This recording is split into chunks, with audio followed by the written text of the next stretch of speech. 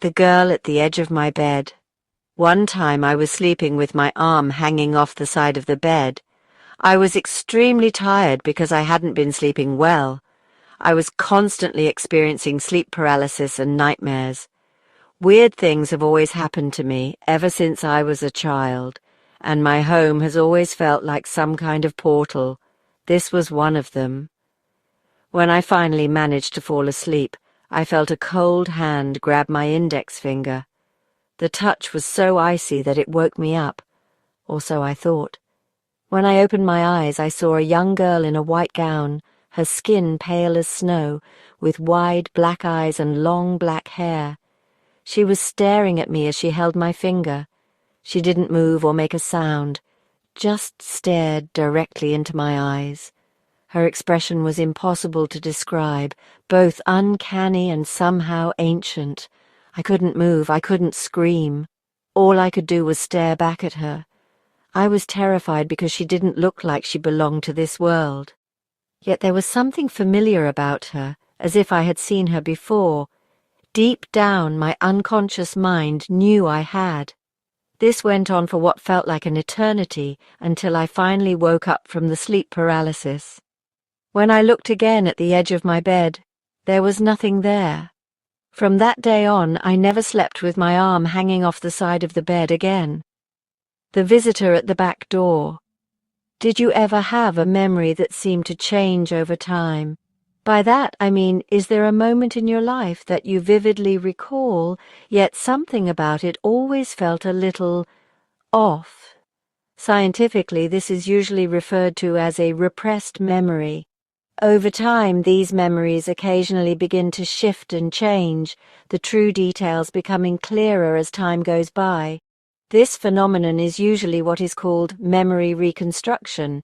This occurs when a person has seen or experienced a traumatic event, something that leaves a mental scar to some degree.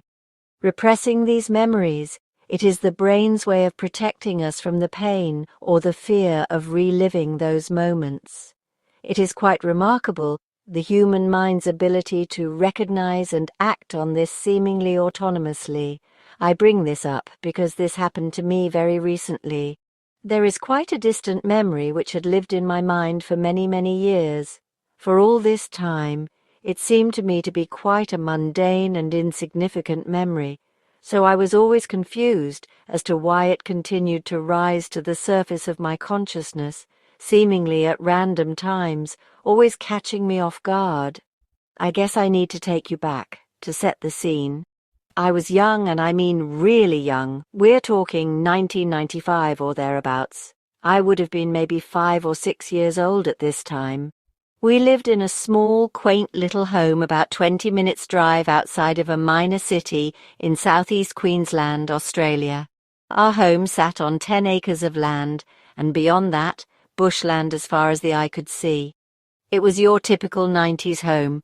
Picture a linoleum kitchen floor in that weird greenish tint with the diamond patterns on it, vertical wood paneling up the walls, an obnoxiously loud wall clock sitting front and center in the kitchen, a beige carpeted living area with 2 mismatched couches and a tiny box television in the corner. Like I said, quaint. This particular day was like any other. It was summer and very hot, obviously. My parents were both at work, and my brother was down the back paddock mowing. I recall vividly sitting in our living room playing with my Hot Wheels cars, as bad midday television blared out from the set behind me. Yeah, very stereotypical 90s kid, I know, but I mention this only to paint the picture that I do distinctly remember everything about this day, or I thought I did anyway. This is where the tale takes a strange turn. See, for the longest time I remember looking up from my toys and seeing my father standing there at the back door. It was one of those screen doors that many homes back then had, the ones with the metal frame and a square sheet of insect screen in the center, so I could see him there on the other side, looking in at me.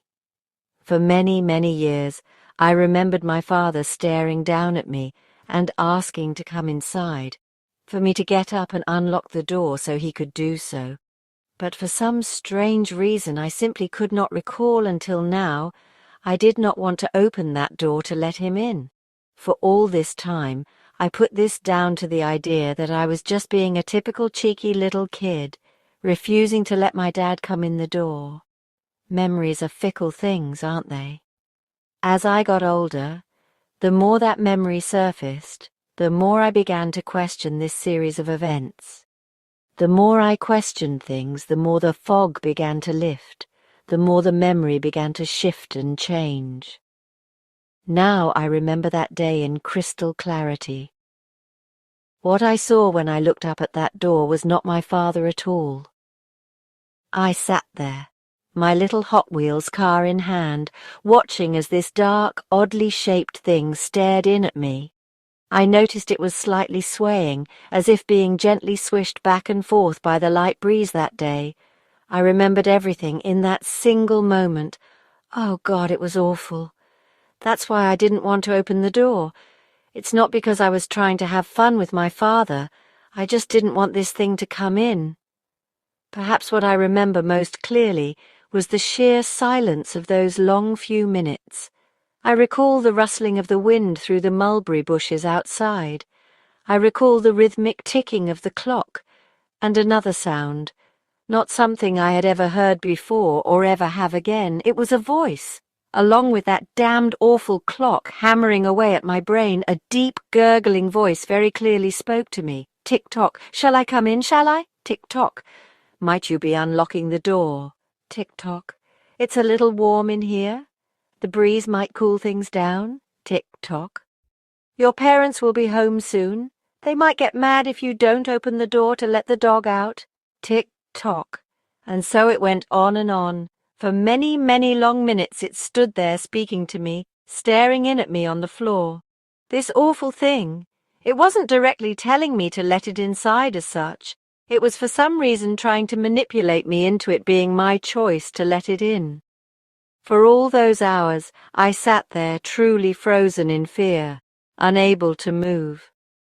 I do not believe that there was some otherworldly supernatural force preventing me from moving. I simply could not draw myself away from that spot. I could not summon the physical strength needed to force my legs to do their job, nor did I have the mental capacity to do so. You may ask, of course, how can I be sure this actually happened? If memories truly are these fluid, interchangeable constructs that can simply rearrange themselves at will, how can I know for sure if the events of this day really happened the way I have just described them? All I can tell you is that it is a palpable difference. Where before this memory existed as something of a picture book which would flash before my mind's eye occasionally, the details I recall now are something I can feel with every fibre of my being. I remember this as vividly as I can recall events from 2 days ago. That is all I can offer. In my heart I know it to be true. We have strange ghost stories in Australia. Growing up I would hear all manner of tales about bush spirits, wandering the vast expanse of the outback, causing mischief and mayhem upon anyone who might happen across their path.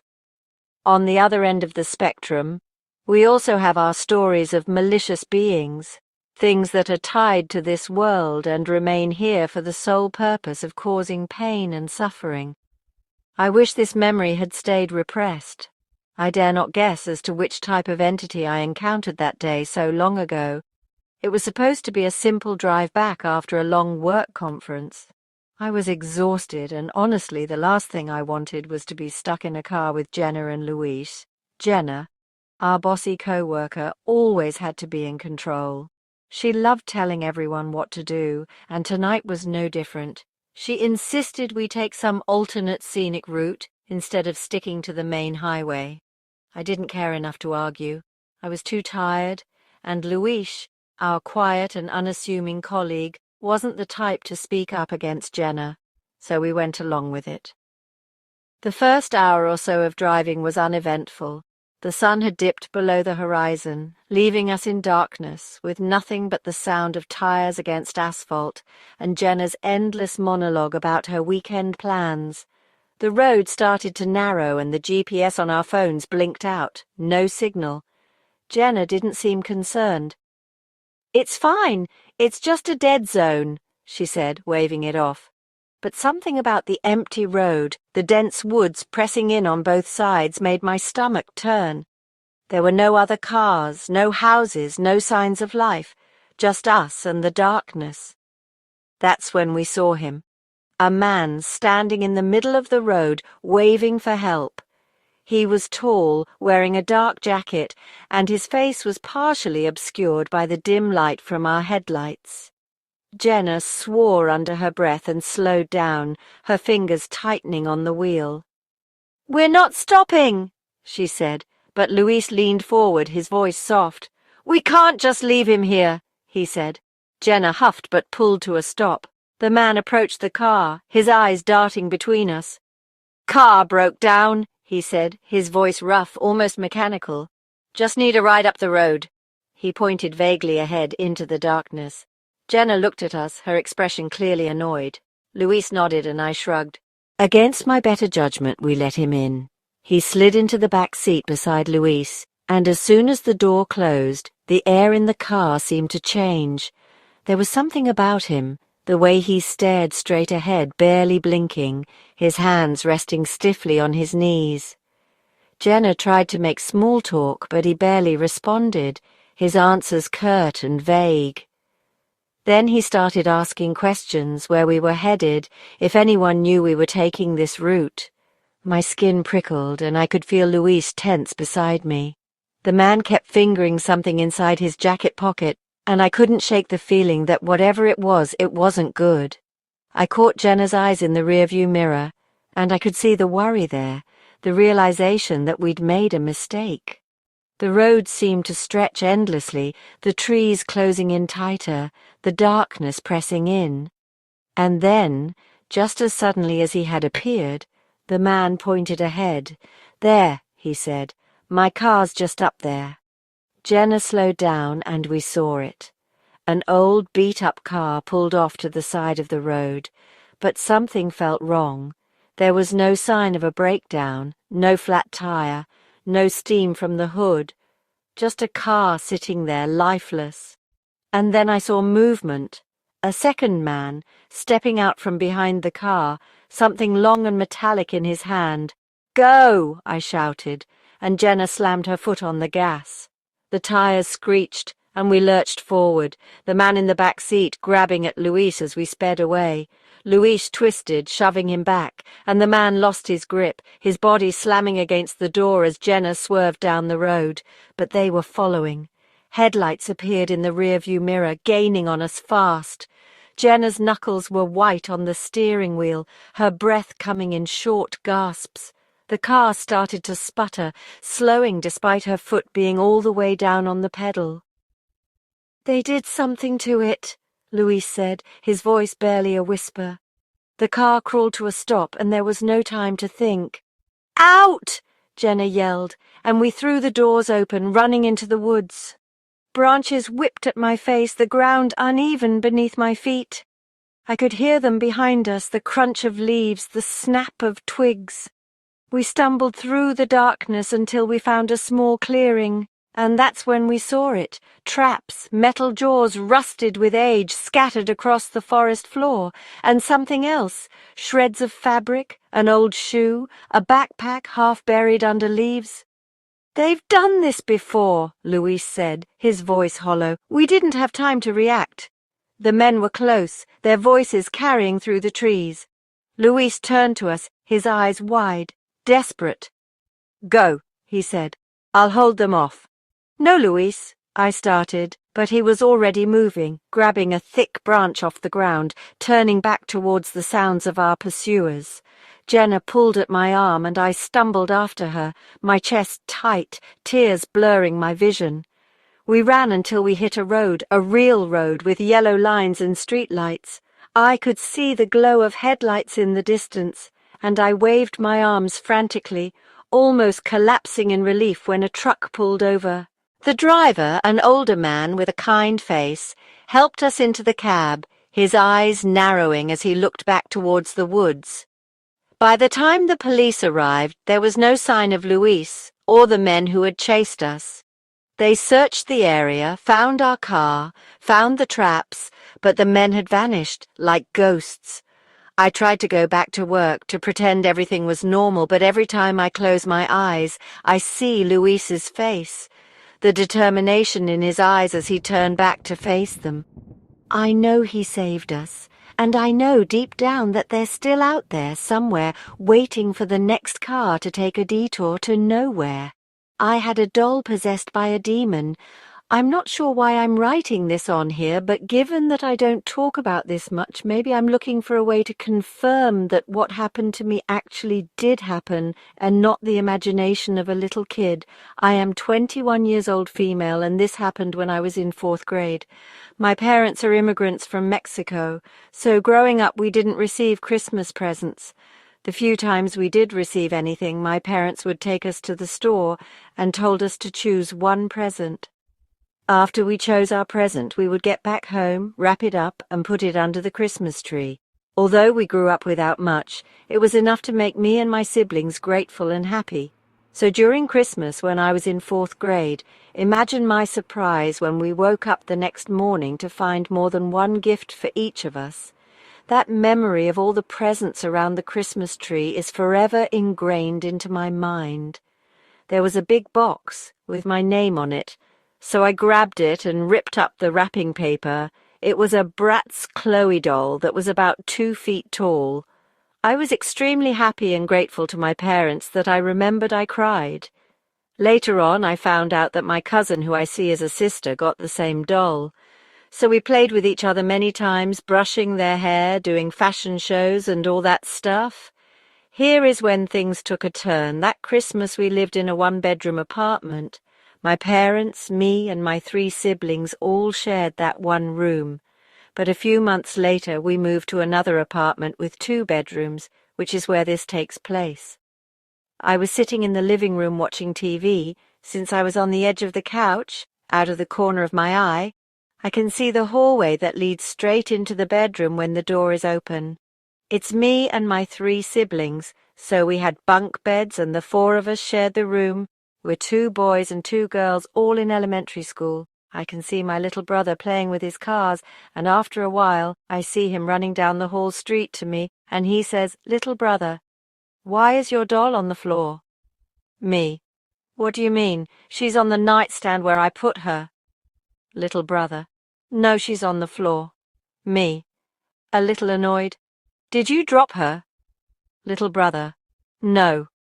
So I remember getting up, going down the hall, and as soon as I pass the door, I can see her face down on the carpet a few feet away from the nightstand where I put her. The nightstand was right by the door, so as soon as you walk into the room, the nightstand is to your right. My other dolls were there exactly where I had put them, so I found it odd that if she were to fall down, how come the other dolls didn't fall as well? I stood there, and for some reason I remember I felt scared, which has never happened before with my other dolls. So I slowly walked toward her, grabbed her and flipped her over and placed her back in her spot, right in the middle of the nightstand, leaning against the wall. One thing I clearly remember about this doll is that her eyes are not facing straight forward, they're looking to the right side. So when I finished placing her and looked at her for a little bit, I was going to walk right by her to leave the room, when out of the corner of my eye I could swear that I saw her eyes move from left to right. I remember how startled I felt when I saw that I backed up and just looked at her. After a few seconds, I just ran across the hall and sat back down in the living room. Since I had my dolls set up on the nightstand right by the door, I had clear vision of her from my bed, so I couldn't fall asleep. I was really young, but I remember how uncomfortable I felt. I don't remember how many days passed, but I got tired of her and put her in a plastic trash bag and stuffed her at the very top of the pantry. The wall of the pantry was the same wall that the sofa was up against. One night my dad called ahead of time and said that he was going to come home late. For some reason I remember I couldn't sleep, so I told my mom that I will wait for my dad to come back, and I slept in the living room. I woke up in the middle of the night feeling pressure on my chest, and this intense feeling of fear and dread overcame me that I started crying. My ears started ringing, and that's when I started hearing kicking or knocking noises coming behind me from the pantry. As I was laying on my side, I rolled over to the edge of the sofa, and I could see my dad laying there, and I remember feeling relieved but still scared, so I held his hand and closed my eyes, and I managed to fall asleep. Ever since then I would barely eat, and during random moments of the day I would feel that pain in my chest and get overcome with fear and would just start crying. I don't know how long this happened for, but I got so tired of feeling this way that I told my mom what was happening. Me. Mom, something's happening to me. Mom. I was meaning to ask you. I noticed you were eating less, but since you were sick, I thought that's what it was. But you're not sick anymore, so what's going on? Are you okay? Then I proceeded to tell her everything that I just mentioned. And to be honest, it sounded ridiculous as it was coming out of my mouth. My mum said, "Don't worry, it's just a doll." So she went to the pantry, opened the door, and saw that the doll was at the very top shelf in a plastic trash bag. She grabbed it and then went into her room and placed it at the very top shelf in her closet. "There, you don't need to worry about it anymore, okay? It's just a doll."